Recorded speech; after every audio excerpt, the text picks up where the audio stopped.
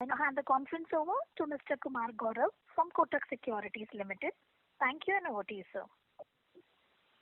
Good evening, everyone.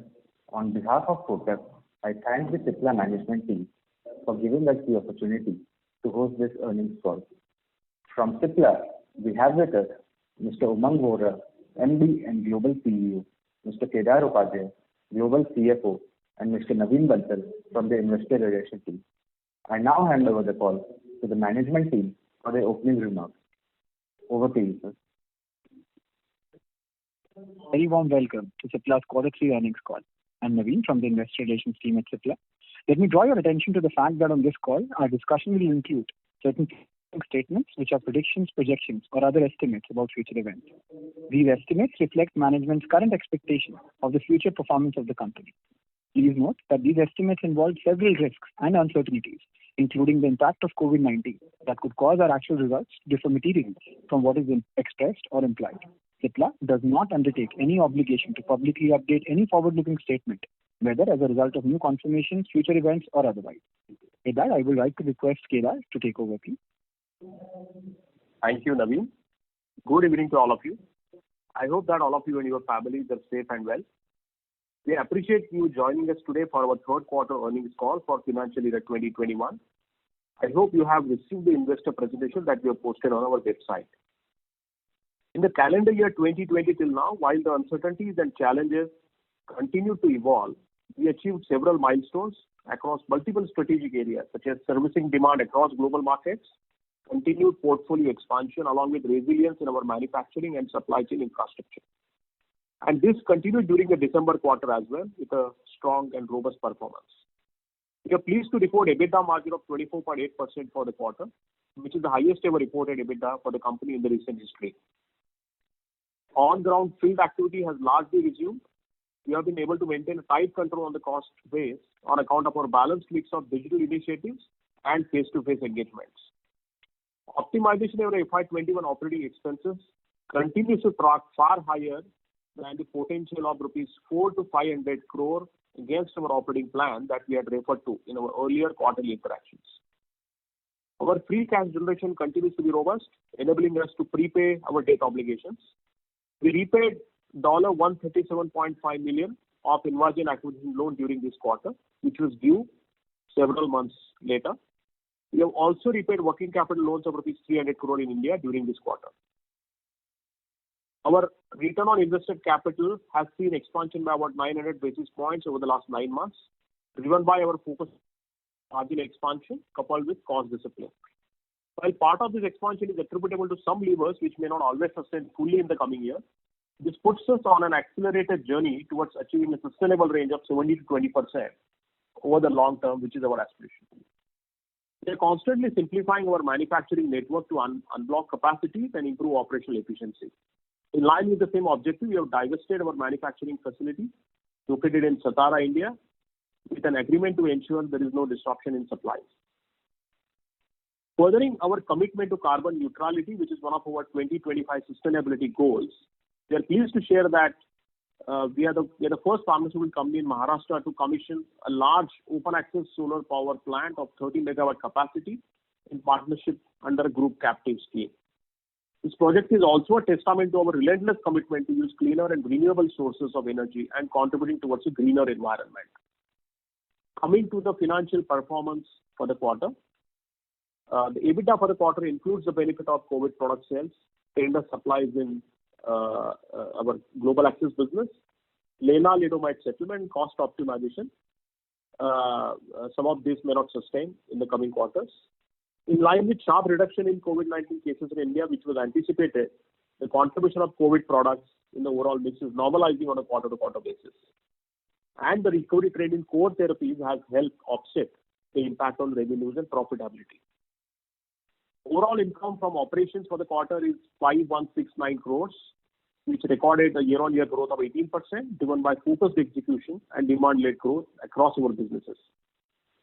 All the three businesses under our One India, which is prescription, trade generics, and consumer health, have performed quite well for the quarter, with overall the strategy progressing well. The US generics business continues to exhibit strong momentum supported by new launches, including albuterol. In other businesses such as Saga, EMU and API, the performance also was robust. Gross margin stood at 61.4% on a reported basis. There's a marginal decline of 93 bps on a YOY, while on a QOQ is flat. The YOY decline is attributed to sharp reduction in AMI's income and contribution of COVID products having lower than company average gross margin in the overall mix. Total expenses, which include employee cost and other expenses, are at 1,944 crores, increased by marginally by 2% on a sequential basis. Employee costs for the quarter are at 844 crores, increased by 2.9%, largely by increments. The other expenses, which include R&D, regulatory, quality, manufacturing, and sales promotion, are at 1,100 crores, increased marginally, and continue to be benefited by cost control and digital engagements. The R&D expenditures include depreciation was 221 crores or 4.3% of the revenues. While the percentage to sales appears low, part of that revenue growth accompanied by last year's adverse spend in the base. We do not foresee much delay in our priority projects and expect the spends to increase as assets progress in the clinical trials. Overall reported EBITDA for the quarter was rupees 1,281 crores or 24.8% of sales.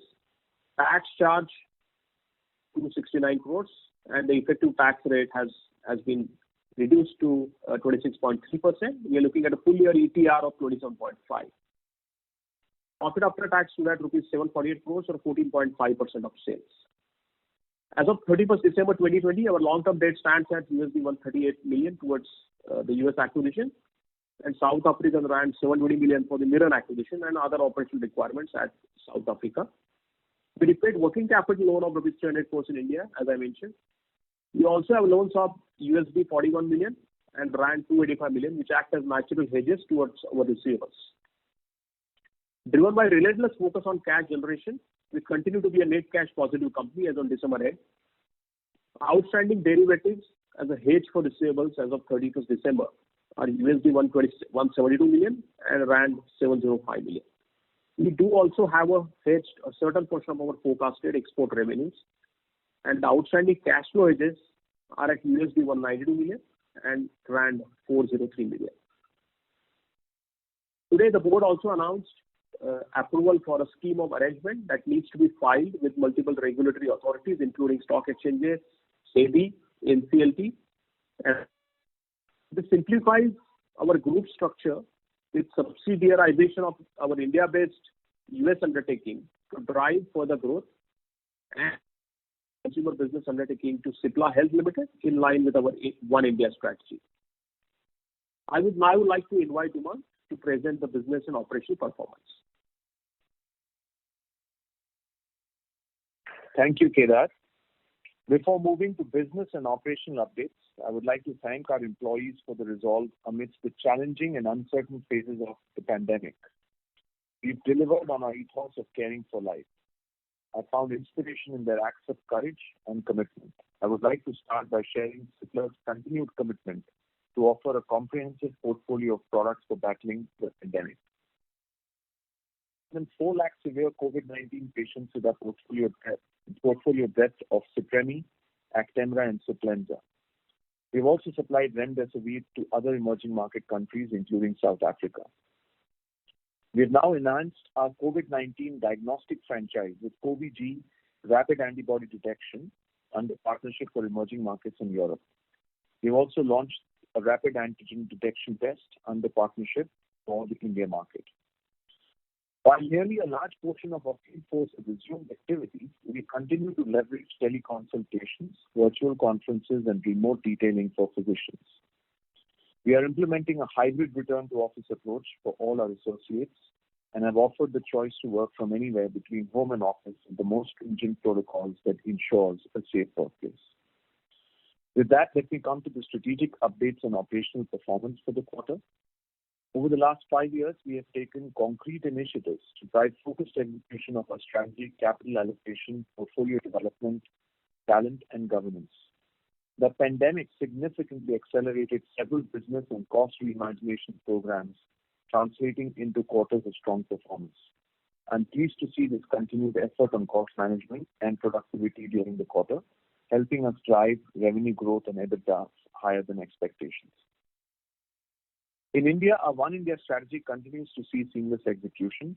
We continue the momentum in our prescription business and have reported market-beating growth for the sixth consecutive quarter now. The prescription business grew at 25% on a year-on-year basis, led by contributions from the COVID portfolio, healthy traction in respiratory and chronic therapies, recovery in the hospital business and acute businesses with the opening up of several OPDs. As per IQVIA October-December 20 quarter, we continue to deliver market-beating growth in respiratory, 4% versus the -4% in the market, urology 8% versus the 7%, and derma 15% versus 8%. Cipla ranked number 2 with a market share of 8.1% in chronic therapies and grew by 6% in the chronic therapies. We are pleased to inform that Dero Remdesivir 3, Cipla's flagship respiratory initiative, was viewed by already 9 crore people across India, reflecting the power of digital reach. The trade generics business grew by 7%, adjusted for brands transition to consumer health businesses. The business witnessed healthy seasonal demand across regions. Our consumer health business has now scaled up to 250 crores plus revenue in 9 months, led by growth in organic as well as continued traction in our consumer brands post transfer from the trade generics business. Coming to the US generics, the US generics business grew by 6% to $141 million in the quarter, supported by continued traction in the new launches, as well as growth in the institutional channel supporting the business. On a 9-month FY21 basis, the US business continues to deliver robust profitability.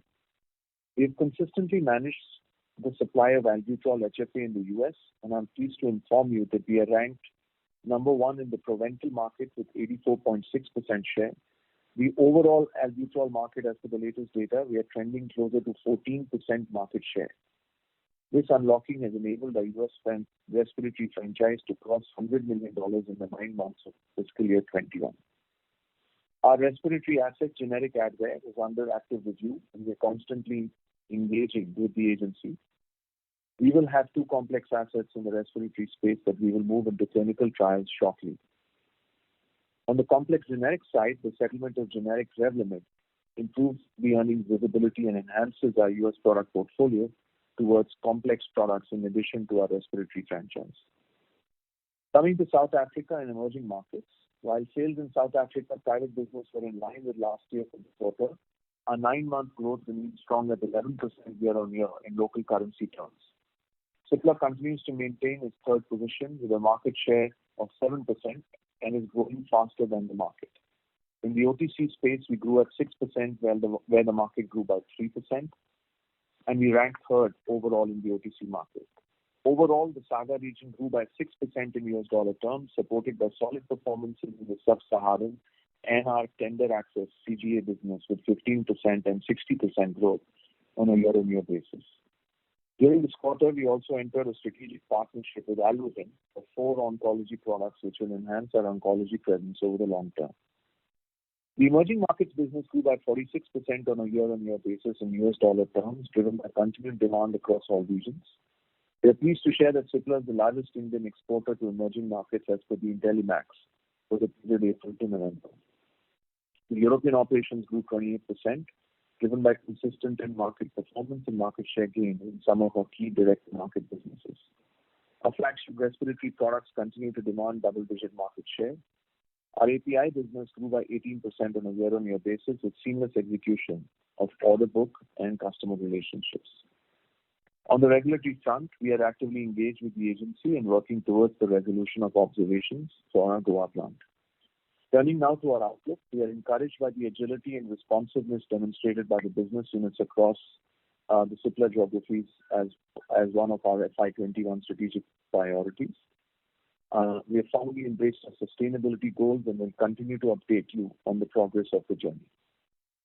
Our priorities for the next couple of quarters include maintaining market-beating growth in large branded and unbranded generic franchises of India, South Africa, and the consumer wellness franchise, expanding our lung leadership footprint globally and maximizing value opportunity in the US complex generics, prioritizing key US launches with focused execution, scaling up businesses across branded and generic direct-to-market businesses of Europe and emerging markets through execution, organic and partnered launches, accelerating our digital transformation to capitalize opportunities across markets, focusing on regulatory compliance across manufacturing locations and embracing best-in-class globally benchmarked ESG practices, and sustained expansion in ROIC over the long term.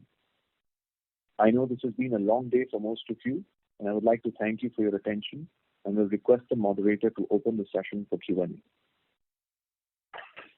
Thank you very much. We will now begin the question and answer session. Anyone who wishes to ask a question may press star and 1 on the touchtone telephone. If you wish to remove yourself from the question queue, you may press star and 2. Participants are requested to use handsets while asking a question. Ladies and gentlemen, we will wait for a moment while the question queue assembles.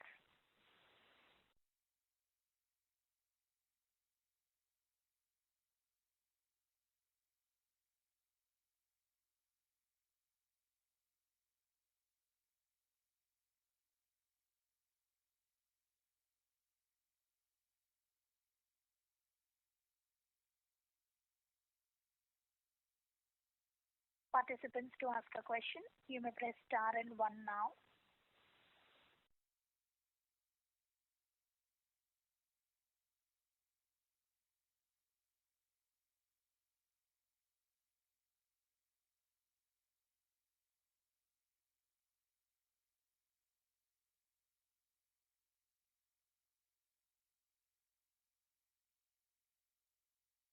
The first question is from the line of Tushar Manudhane from Motilal Oswal Financial Services.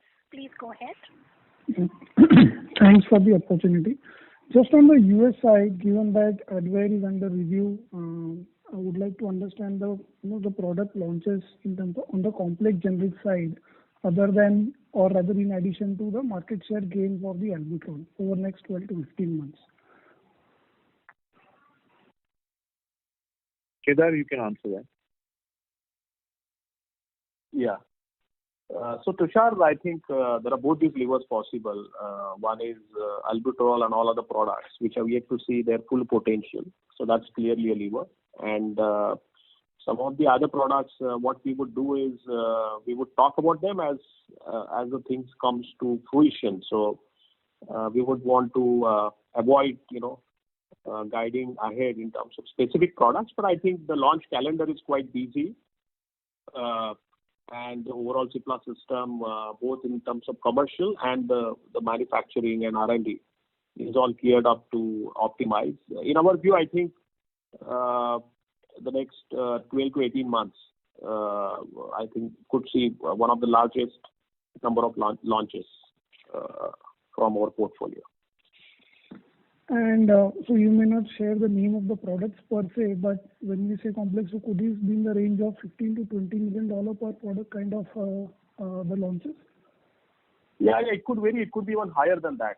So I think the complexity of a product is not always shaped by the value per se. But yes, I think if there is a barrier for entry, either by virtue of our filing position or litigation or anything else, I think you should expect that the revenue per product in the range that you said, or in fact higher than that.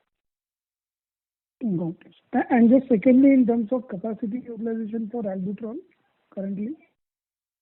Capacity is not an issue for albuterol. I think supplies and capacity is not an issue, either on the device stocks or the inhaler manufacturing capacity. That is not an issue now. And even on the procurement side in terms of devices per se? No, we are well protected. I think our contracts and our arrangements are sufficient enough in terms of supplyability. So that's not an issue. That's it. Thanks a lot for this. Thank you, Tushar. Thank you. The next question is from the line of Kunal from Emkay Global. Please go ahead. Thank you for taking my question and congrats. Good set of numbers. So the first question pertains to the savings in other expense. So I think last quarter we guided for around 450 to 500 crore savings in this year, but I think we are tracking slightly on the higher side. So if there is an update on that guidance. And secondly, I think last quarter you also suggested that you'll be providing a number in terms of how much of that is sustainable going forward in the next year. So if you could provide an update on that. So Kunal, we have crossed that guidance, annual guidance, and I think like what we mentioned, we continue to be energized with a mix of offline and online model. So I think the field will need to have face-to-face engagements, and in fact, as we are speaking, a large part of our field, especially in India, is in the market, actively trying to interact with the customers and healthcare practitioners.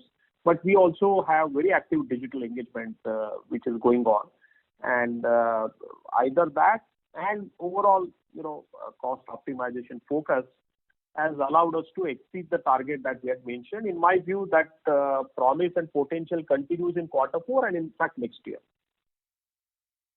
At the same level?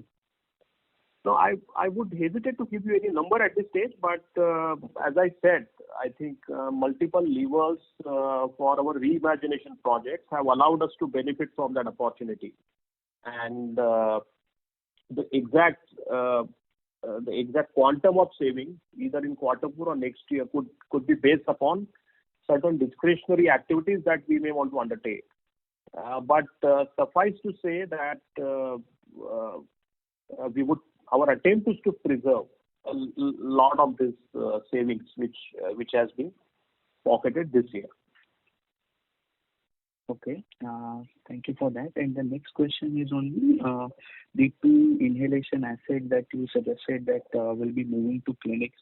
So can you provide some color on what would be the spend on those assets? Would it be in line with what we have seen with Advair, or it would be moderately lower, or relatively, if you can explain in terms of spend on each of these assets? It will be much lower. The spend compared to what we spent on Advair is much lower. These are trials which are not as extensive as the Advair trial. Okay, thank you. Thank you. The next question is from the line of Neha Manpuria from JP Morgan. Please go ahead. Thank you for taking my question. Umang, in the last call, I think you had mentioned that the COVID contribution was roughly about 400 to 450 crores in first half. Has that number materially gone down? If you could give some color on what was the contribution in the third quarter, that's my first question. Yeah, I think the ballpark number range is marginally lower than quarter 3, but it's broadly the same. Quarter 2, but it's broadly the same. And I think we are seeing it go down further as the cases come down. So it's lower than 5%, much lower than 5% this quarter, but it's probably going to be much lower going forward. Understood. And in terms of the US business, given that Albuterol has ramped up, is there a reason why that's flat quarter on quarter? Is it because we've reached our fair share and therefore we're just refilling rather than seeing incremental sales on Albuterol, or was there any other reason for the flattish quarter on quarter sales in the US? We've seen increased Albuterol sales in line with the market share. I think the US had a product recall accounting entry that was done for one of the products that probably led to the overall recognition being at 141 million. And is all the cost associated with that recall in the quarter, or could we see some spillover? It's a quarter. Understood. Thank you so much. Thank you. Question is from the line of Vishal Manchanda from Nirmal Bang Institutional Equities. Please go ahead.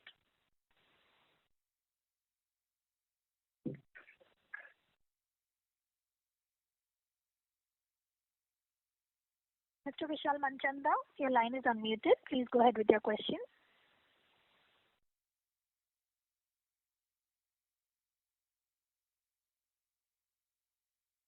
Mr. Manchanda, I would request you to unmute yourself if muted from the handset. There is no response from the line of the current participant. The next question is from the line of Nithya Balasubramaniam from Bernstein. Please go ahead. Yes, thank you. Congratulations, Umang and Kedar, on another quarter. I just want a bit more clarity on the respiratory pipeline, specifically generic Advair you filed in April, May last year, which means if it's a 10-month review cycle, you should have been hearing back from the FDA. Your tag date now. You have an update from the FDA, there is tag date. Where are we on Advair? And the second question is actually on the partnered asset. I think in different forums we have heard that the partnered asset is filed or it's still in clinical trial. If you can just throw a bit of clarity on what exactly is the status there. Yeah. So Nithya, the Advair tag date is late quarter 4, early quarter 1, around that time period. And I don't think there's ever going to be a first pass approval of any asset of this kind. So realistically, like we guided in May, we're looking at a 2-year. When we filed in May, we're looking for a 2-year cycle on Advair. Right. So therefore, we are looking forward to receiving correspondence from the FDA through a formal letter now. We've obviously had many questions that they've raised already on the program. But we're waiting for the formal letter to come. And I think that will happen sometime in quarter 4, quarter 1, late quarter 4, early quarter 1. And which we will answer, and then there will be, obviously the FDA will review it for its merit again. The partnered asset is an asset that was already filed by the partner, and the partner was thereafter asked some further queries, including some queries around their clinical study. And I think the partner is in the process of responding to that. So the partner conducted the clinical trial, although the partner actually was the lead on the clinical trial? That is correct, yes. Is there a tag date on that? Are you, sorry, not a tag date, as in a response date, when are you likely to respond back, and any visibility on that? So because it's a partnered asset, Nithya, we can't provide too much color, but I think, the response should be going shortly if it has not already gone. Understood. So the other 2 assets which are likely to enter the clinical phase 3 clinical trials now, does it then mean that, so the R&D spend this quarter seemed a little low than what you would normally expect given that the pipeline is maturing. Is this likely to inch up materially compared to where we are today now that we have 2 more assets in phase 3? I don't know if I would call it materially, but yes, I think the R&D spend will increase. Advair was it not the right comparator, and I think this will be fairly meaningfully less than Advair, but I think it will. You're right, it will inch up as the trial begins. Any guidance on what it's likely to look like in FY22, the R&D number? I'm not sure that we would be higher than the range of 6% or 6.5%. I don't see us being higher than that. And that's part of our global, we've been giving this guidance for a while. So I don't think we'll be higher than that in any case. All right. Thank you so much, Umang. Thank you. The next question is from the line of Nitin Agarwal from DAM Capital. Please go ahead. Thanks for taking the question. Umang, on albuterol, the market is now getting settled, with yourself, 2 of you being there and Perrigo looking to come back. Now, on a sustainable basis with this competitive, the pricing sort of settling down below $5-6 per unit, or this is where eventually on a long term this market settles at a broader market level. So I can't comment on that.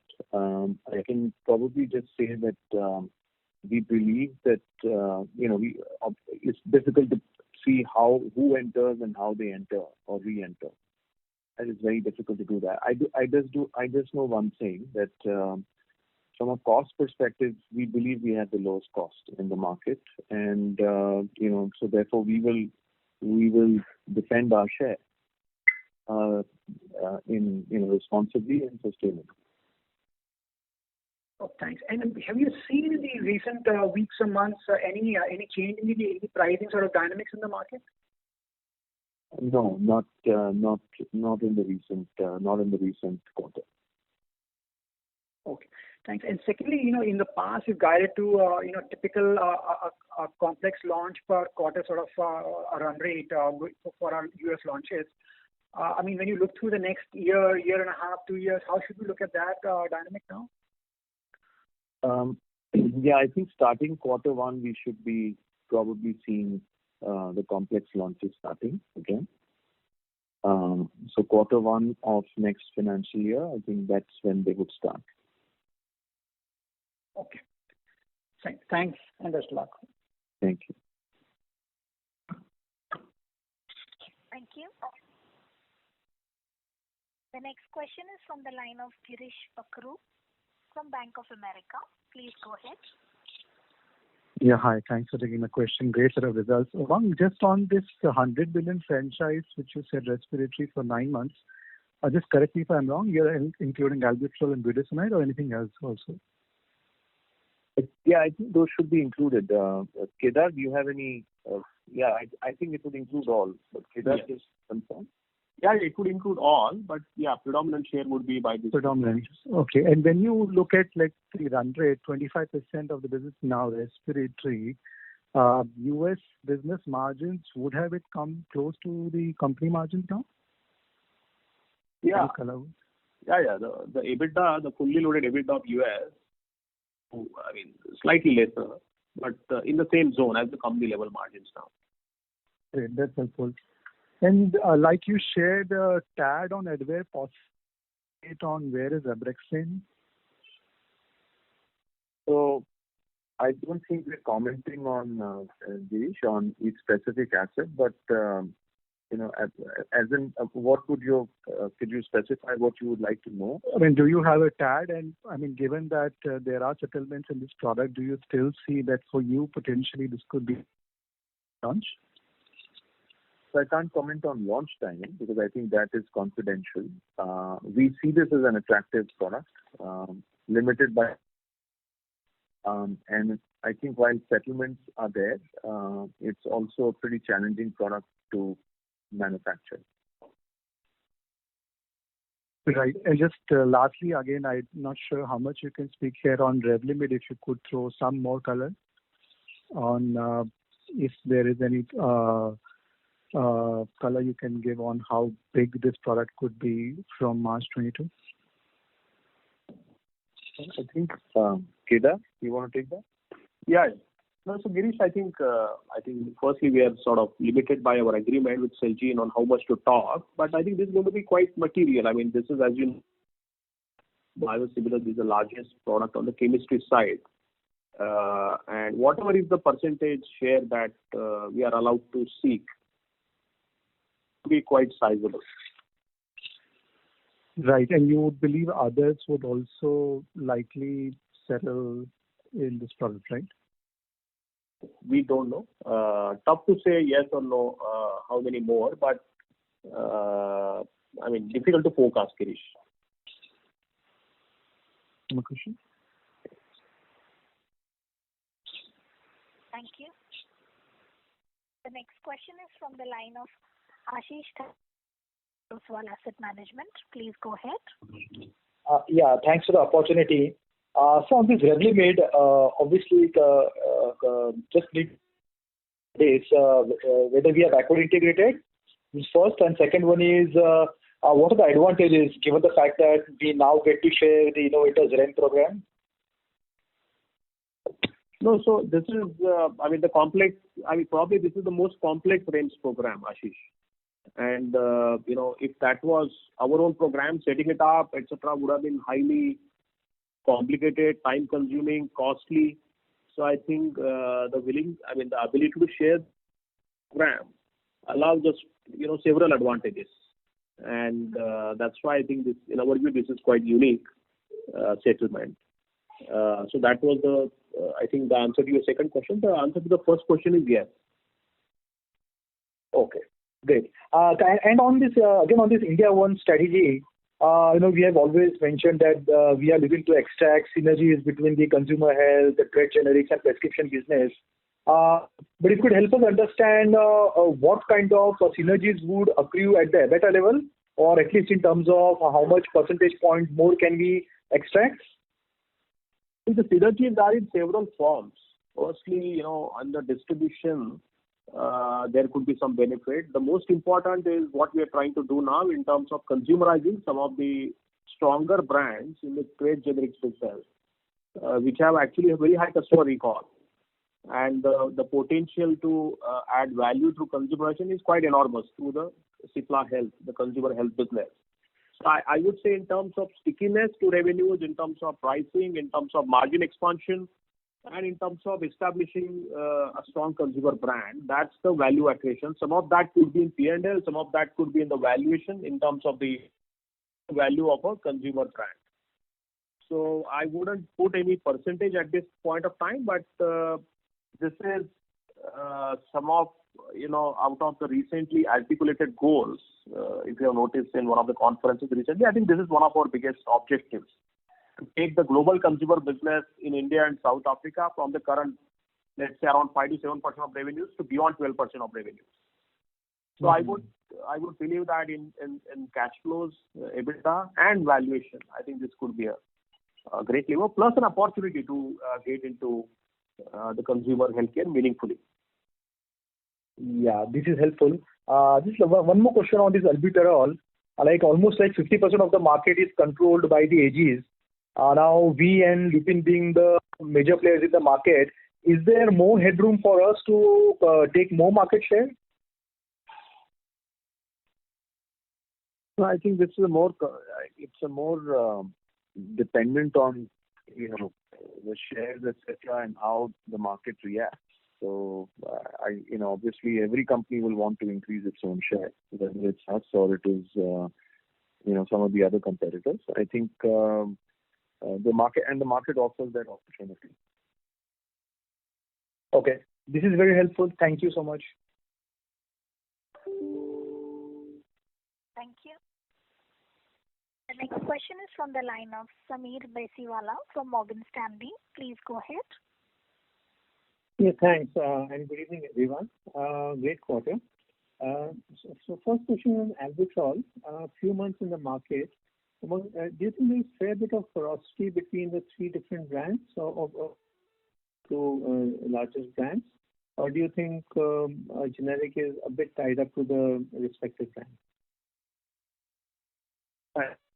It's a mix of both, Sameer. There are, I think, by and large, there is a tie. I think it's a mix of two. There is a tie to the respective. There is some amount of porosity we've seen in the market. Does it limit you being a generic preventer? Does it limit your ability to increase market share beyond a certain point? Therefore, yeah, you could say that. But when we started in the market, the Proventil share was some amount, and today we see that it's also the amount is higher clearly today. So we think that there is a potential to increase, and I think we are happy with the marginal. I don't think as I mentioned in the last call, we want to make a sustainable product here, and a product that is backed with good quality. So even if it's going to creep up from here slowly, we are fine with that. But I do think there is room to grow, if that was your question. Yeah, exactly. Yeah, thanks, Umang, for that.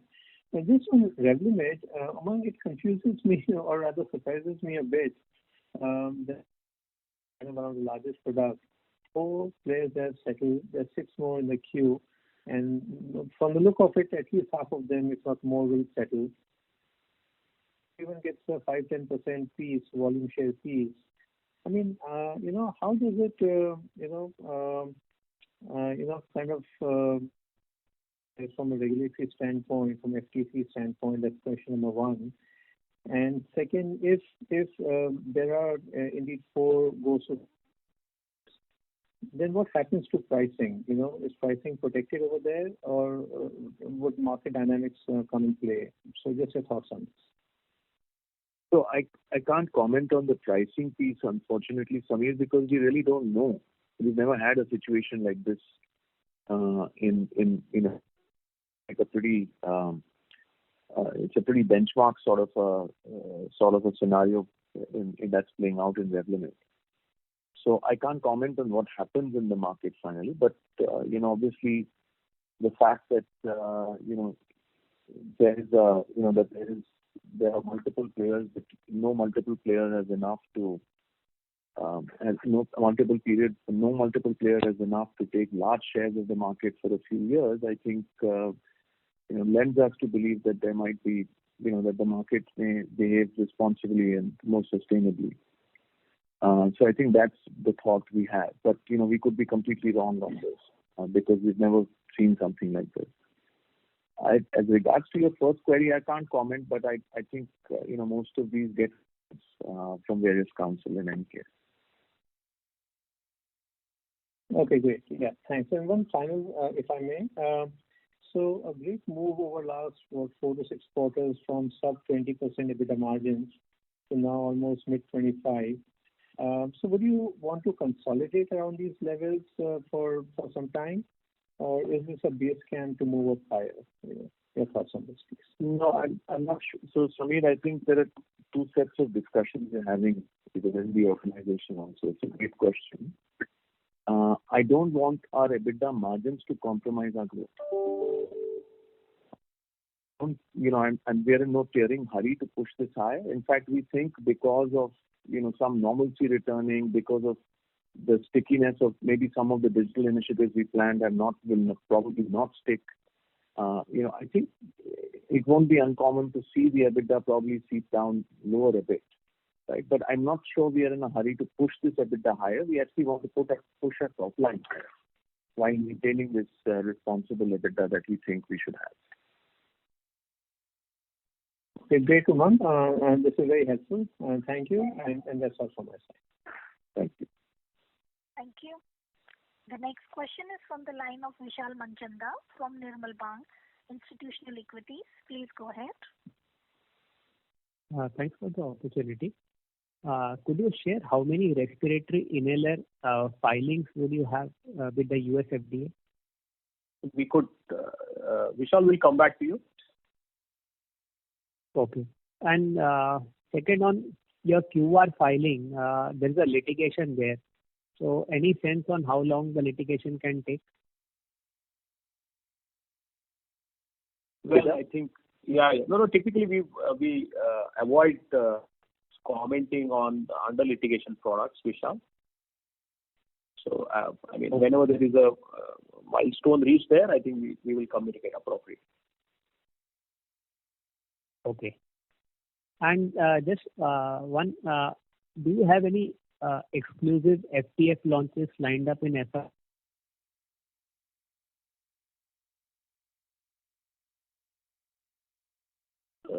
Can't comment at this stage, Vishal.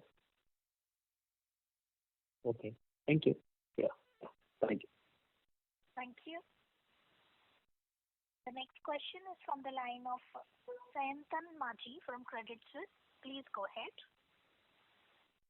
Hi, this is Anubhav here. Umang, actually a couple of clarities from the medium-term guidance given. One is on the US sales addition of $300 to $500 million over next 3 to 4 years. But just query here was that you include Revlimid sales here, and if you do, because it's a special product and you will have a good amount of item about it, where do you include it, in the lower band or the higher band? Sorry, I had problems hearing you. Could you please repeat it? Sorry, I'll be louder. So, question was on the guidance that you've given on the US sales. Yes. Are you able to hear me now? Yes, I can. Yes, please go ahead. Okay. So when you mentioned that your US sales increase by $300 to $500 million delta over the next 3 to 4 years, my question was, do you include Revlimid revenue here? And if you do, then because you have fair amount of certainty on the market share which has been promised or settled there, do you include in the lower end of the guidance here or the upper end? I think Revlimid is included for sure. And I think the beauty of the range is also one that takes into account product delays and launches, because we have quite a few complex products in the pipeline. So I think as long as we come in the range, I think we would have done quite well. So I don't think I'd be disappointed if if it's not 300 and if it's not 500 but it's 350 or 400. I mean, we'll try and get the max we can, but that's the range that we have provided. Sure, that's helpful. And secondly, one more clarity on the other guidance that is given, which is ROIC of 17 to 20% over medium term. That roughly amounts to the same kind of that we're looking at. Now, I know current margins are elevated to an extent of some costs are not normalized. But over the next 3 to 5 years, when we're talking about Revlimid included as we're coming in, we're largely talking about the same margins at that time as well. You mean same? Kedar, you want to take that? No, I was just saying the capital base, Anubhav, might be a bit higher. And while a large scale acquisition is not factored in this, there could be low to medium scale acquisitions, So, but you are right. I think we have an opportunity to do more than what we have said. But for the time being, since the sustainable ROIC till last year was tracking at 12 to 13, we felt it appropriate as a first step to target 17 to 20. But yes, there is an opportunity to do more on that goal. Yeah, but having said that, Anubhav, I think one of the things which I would like to just mention, this complex assets are, I think it's the execution here is the potential unlock here is the ability to execute on them, both from a supply, manufacturing, and do that sustainably. So I think, while we could do better, I also want to just caution that, it's not something which will come, it's not like any of the regular product which can, pick up share immediately in the market, or for that matter, be easy to deliver. These are difficult products to do. So that's the reason that we also want to be cautious about what we're doing now. Thank you. That's very helpful. If you allow, I have one more question, or I can join back just to you. So please go ahead, Anubhav. Please go ahead. Okay, just one question on Albuterol. I was just reading the market. The brands have a market share right now combined together 18%. Would it be fair to think like as long as the brand market share roughly, past experience suggests that brands typically retain market share once multiple generics enter about somewhere between high single digits thereabouts. So that is an easy skill for the generics to take more market share, but after that taking market share from other generics or authorized generics will be difficult, and that would be normalization of market. Yeah, I think right now the market is mixed. You're right, with the brand holding share, the AGs holding share, and players, and one generic player who possibly will re-enter, at some point in the future. So yeah, I think there is scope for the generic share of the market. I think there is scope for that to happen. So I'm not sure that I can guide to a number, but I think we're clearly seeing potential for this market for generic players to grow. Thank you.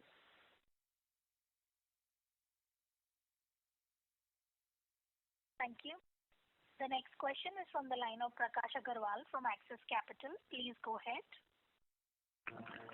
Yeah, thanks for the opportunity. Pardon the background noise. First one on your scheme of arrangement. To Cipla Biotech, you are using the term for US subsidiary. I mean, how should we read that? And the other one is consumer business, and more so, what it turning into a wholly owned subsidiary? Yeah. Prakash, as we said, the scheme is, the announcement is just an initial approval by the board for us to file the scheme with multiple authorities. So I think there's a long time between the procedures that we will need to navigate. We have to approach shareholders also. So that's the first one. And I think, like what we said, this allows us to simplify our structure, and this allows us to align the resources in the Indian facilities with the needs of the market. I think the trade scale consumer undertaking transfer is, we have referred to it, So this sort of cements what we have been, and the subsidiarization of the assets in India, which are focused on the US business, that also I think in terms of bringing efficiency, bringing a structure which is more efficient, that enables us to operate with a lot of focus. So that's the rationale and objective. In future, this also opens up multiple strategic options, but nothing is on table now at this stage. Strategic option, you mean funding or expansion through funding? Well, yes. Basically growth options, because I think we are quite excited with the launch momentum in the next 12 to 18 months and 24 months. And while that goes on, I think just an enabling structure that we are creating. As I said, at this stage, there is nothing on the cards.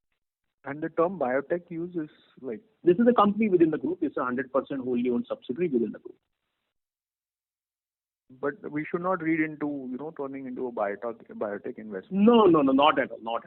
This is just a vehicle which is our 100% wholly owned subsidiary, and we have been advised that that's the appropriate entity to use. Okay, got it. Fair enough. And secondly, on the US business, I'm sorry I joined the call a little late, multiple calls today. But US Q&Q is still flattish, and your presentation says that market share has picked up in Albuterol. So has the base business eroded significantly? How should we read into it? Not really, Prakash. We answered that question. I think we are in the zone in which we wanted to. The increase in market share appropriately reflects in the sales of Albuterol that we book in the financials. I think there is a recall of about 2-3 million that we had to take, and if you adjust for that, I think there is a appropriate quarter-on-quarter growth. Okay, and base wouldn't have eroded significantly. The normal. Not really. Okay, perfect. I'm sure you answered this also. India ex-COVID, India's phenomenal growth, right? So there's a base business, there's COVID-related sales. So if you eliminate or, X of COVID-related sales would be, have you answered that already? I'm sorry about that. No, I think it's about 6-7%. So if the growth in non-COVID portion is about 6-7%, and we are happy to see that many therapies outside COVID have seen growth coming back now. Okay, perfect. And very quick ones, EM, phenomenal growth again. Understand, it's been for a couple of quarters. How do we see this forward, and what is leading to this growth? No, I think the sequential run rate, Prakash, should continue. I think good thing for us is this is quite broad-based between Middle East, LATAM, Asia Pacific, Australia, some of the countries like Sri Lanka, Nepal, etc. And many of our B2B arrangements, I think this is pretty broad-based, and it should continue sequentially. We'll be able to better forecast the YOY growth next year around May. But I think the sequential run rate should continue. What I'm trying to understand is, could it be related to the COVID-related sales also? Because these countries would highly depend on India, larger players like you. Not really. I think our basket for emerging markets at this stage does not include too many COVID medicines. This is the base portfolio that you're selling. Correct. Wow. And last one, with your permission, on the R&D side, you've done, the big filings. How do you see the R&D going ahead for the year 22-23? No, we do have priority projects. As you know, we have brought in a lot of focus now in the portfolio under development, and that is going ahead well. In terms of the percentage to revenue, I think that could hover. I think current quarter is low, and we have always said that it could marginally inch up. Mm-hmm. With keeping the margins at similar levels, with growth being the priority is what Umang. That's true. Perfect. That helps. Thank you and all the best. Thank you, Prakash. Thank you. The next question is from the line of Charulata Gaidhani from Dalal & Broacha. Please go ahead.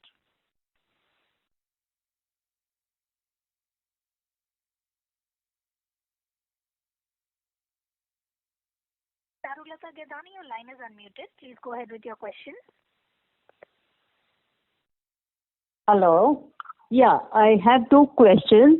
One about albuterol. What is the current market share and where do you expect to reach in a year or two? Yeah, Charulata, within the overall albuterol market, comprising all brands and all AGs and all generics, I think we are beyond 12 or so. And we do expect gradual ramp up from here onwards. Okay. And why is the ramp up gradual in albuterol? Yeah, I mean it's in line with the prescription pattern. It could be higher as well, but I think we are happy with where we are, and I mean we have seen a sharp increase in the last few months. There is always an opportunity. Okay. And second, how do you plan to increase in consumer health? Currently is around 300 crores. Where do you see it going over the next 2 years? Yeah, see, globally we have that in India. The consumer health business is in India and South Africa, and I think there are several growth levers which excite us. As we look forward for the next 5 years journey, and that's what we said that potentially the opportunity is to do more than 12% of our global revenue in the next 3 to 5 years. And that's based on Charulata multiple levers like what we have done this quarter in terms of transferring certain channel brands from the trade generics business, organic growth in several therapies where we are present currently, and possible inorganic moves. Okay, right. Thank you very much and congrats for the good results. Thank you. Thank you. The next question is from the line of Sameer Shah from ValueQuest. Please go ahead. Hello. Yes, sir, I just wanted to check on what would be the extraordinaries during this quarter. I mean, this Revlimid settlement amount, etc., or whatever is non-sustainable. If we remove that, then what would be the margin? So it would still be quite decent, Sameer. And the reason for that is, I mean, both. I think robust performance across geographies with very good product mix and cost control. Right. The Revlimid settlement amount would be high, right? That's about 50 crores. That's booked in other income line. Even if you ignore that, Sameer, I think we have still done well. All right. Thank you. Thank you. Thank you. The next question is from the line of Nitin Agarwal from DAM Capital. Please go ahead. On the emerging markets, in the past, you've talked about using biosimilars as a key sort of. Nitin, we can't hear you. Sir, Hello. I request you to come closer to the phone and speak. For the last few quarters, what's the experience been in terms of pickup and biosimilars across these markets, and is there any rethink on how you're looking at that space as an opportunity? So we could only hear about biosimilars and emerging markets. Nitin, what's the exact question, please? Something on the biosimilar bit in the emerging markets. We've talked about how has the experience been in terms of our scale up in this space using the out-licensing strategy that you've used that you've been using for growing in the emerging markets for us. So Nitin, we have signed multiple high-value in-licensing arrangements at quite decent margins. In line with our thresholds, for the margins. And I think many of these are lined up for monetization from the year after next. Some of them next year, but largely the year after next. And all going well till now in terms of the milestones towards launch, in terms of filing, approval, interactions with regulatory authorities, market study, customer feedback, all going well. And Kedar, what's your when you guys looking at the markets? I mean, how competitive do you see these products opportunities are going to be? Are they going to be? I mean, is this going to be a limited competition opportunity across markets, or it's going to be a reasonably competitive market where your distribution presence is going to make all the difference from different players? So we think that I think they will be fairly limited. We don't expect multiple entry. We do think they'll be fairly limited, and overall decent pricing. And as you rightly said, I think our ground presence allows us to target good market share. And I think country by country, per country or per may not be as high, but as we cumulate it towards the entire emerging market, including South Africa, in our view, this is going to be quite sizable business from the year and the year after next. That's helpful. And second, lastly, Kedar, on the API business, I mean, what's been our thought process in terms of the PLI scheme? Do we see that as an opportunity? Have we applied for certain products under the scheme? It is an opportunity, Nitin. I think we are sort of working with the government and the regulators to ensure that the product lines in which we are present are included in the scheme. In the current schemes which have been announced and awards have been made, as you would notice, we are not present. But we do hope that in future we can participate and join the scheme. Thanks for that. Best of luck. Thank you. The next question is from the line of Ritesh Rathod from Nippon India. Please go ahead. Yeah, hi everyone. Can you help us understand your outlook on for next quarter across businesses, Q4? Why I'm asking this, because of the seasonality. At the same time, India may not see that kind of COVID. At the same time, in US, you may see full quarter reflection of the Albuterol higher market share. Yeah, so some of those will play out, Ritesh. I think region by region, I think variety of factors do play out, and India especially, I think you're right. I think there is a reverse seasonality. So that's part of our operating plan. I think a little bit of reverse seasonality playing in India business.